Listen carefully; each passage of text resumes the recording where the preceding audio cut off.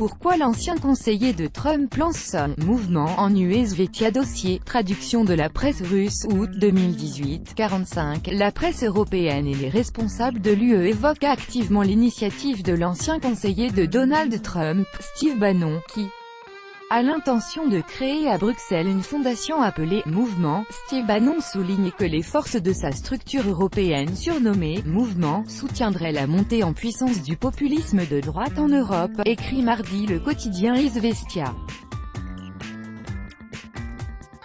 Selon les analystes du Parisien, le principal défi pour Bannon cet automne sera la tentative de diviser l'Union européenne. Étant donné que l'ex-conseiller du président américain a rencontré en juillet les principaux nationalistes européens, la situation semble réellement alarmante. Quand on sait que Steve Bannon lui-même a publié plusieurs articles de campagne à ce sujet, l'inquiétude des politiciens américains de différents partis devient très compréhensible. Le populisme nationaliste arrivera prochainement au pouvoir. Il sera dirigeant. Les États européens retrouveront enfin leur identité nationale et leurs propres frontières.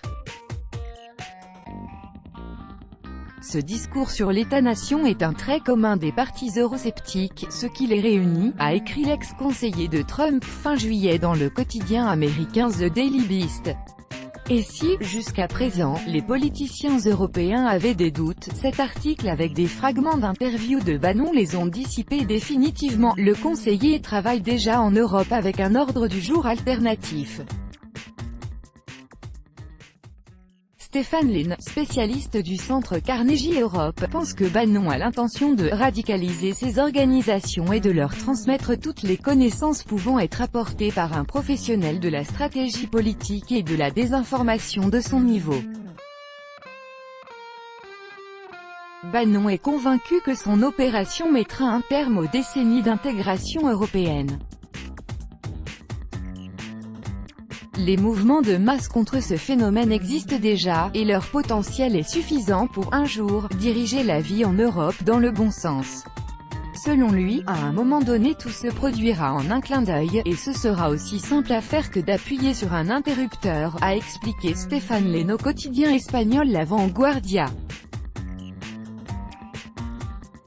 Deux facteurs joueront en faveur de l'activité de Steve Bannon en Europe. Premièrement, la faible activité politique de la population du vieux continent aux législatives européennes.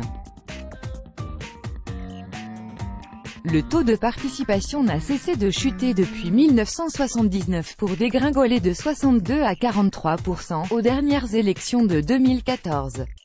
Les analystes de la Vanguardia sont convaincus que le taux de participation bas favorise les résultats des populistes, plus organisés et ayant une attitude plus consciencieuse et responsable par rapport à leurs devoirs civiques.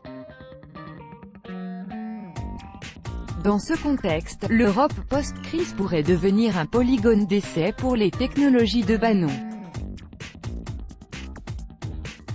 Selon les experts du vieux continent, la tension sociale est élevée au sein de la société européenne, notamment à cause de l'afflux de réfugiés du Moyen-Orient et d'Afrique du Nord. C'est le second facteur qui joue en faveur de Bannon. Dans ces conditions, il est plus facile de cultiver le nationalisme et de provoquer, si besoin, la colère de la population contre les bureaucraties des institutions politiques et administratives européennes, ainsi que contre l'élite au pouvoir. Ces craintes ne sont pas infondées. La fusion de l'activité de l'électorat protestataire mécontent de la politique migratoire des autorités, le savoir-faire de Bannon pour créer le fond médiatique nécessaire, allant jusqu'aux falsifications, le tout cela dans un contexte de peur face à la Chine grandissante, serait un cocktail infaillible. Notamment quand on sait que des politiciens nationalistes sont déjà arrivés au pouvoir en Italie, en Autriche, en Hongrie et en Pologne. Les opinions exprimées dans ce contenu n'engagent que la responsabilité de l'auteur de l'article repris d'un média russe et traduit dans son intégralité en français.